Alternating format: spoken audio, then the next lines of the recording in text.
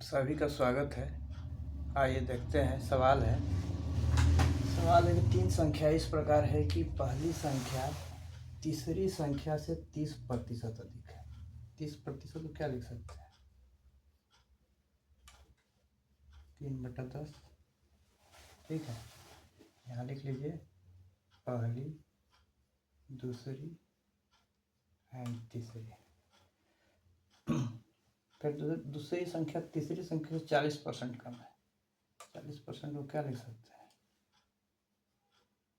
40/100 तो कटाइएगा 2/5।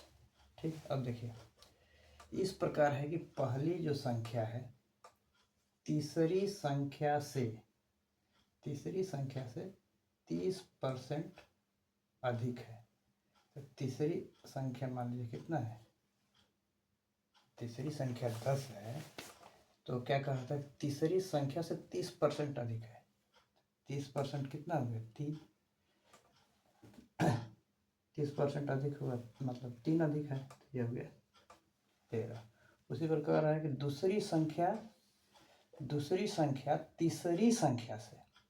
संख्या यहाँ देखिए, तीसरी संख्या अगर 5 है तो 40% कम है। 40% मतलब 40% मतलब 2 कम है, मतलब वो 5 है तो ये कितना है? 3। ठीक है, इक्वेशन बन गया। अब ये तीसरा को बराबर करना पड़ेगा। तीसरे को बराबर करने के लिए जो कि तीसरा में ही दोनों डाटा दिया हुआ है, तो इसमें 2 से मल्टीप्लाई करेंगे 10, यहाँ भी 10, यहाँ भी 2 से मल्टीप्लाई करेगा, ऊपर 1 से करना पड़ेगा तो यहाँ भी 1 से, कोई दिक्कत नहीं।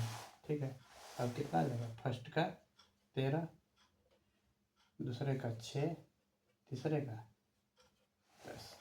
और ये रेशियो होगा। पूछ क्या रहा है?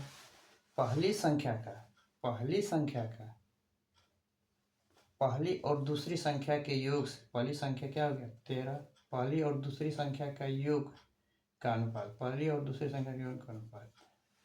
ठीक है, 13:19 है। देखिए ए।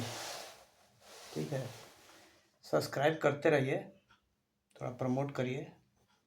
ठीक है, अच्छा लगे तो प्रमोट करिए, सब्सक्राइब करिए, लाइक करिए, कमेंट करिए। चलिए, धन्यवाद।